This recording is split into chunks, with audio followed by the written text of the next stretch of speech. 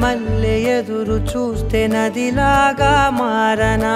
చైత్ర మల్లె నువ్వు పూస్తే చిగురాకే అవ్వనా నన్నే వరించే యువరాజును అంట నీ యువరా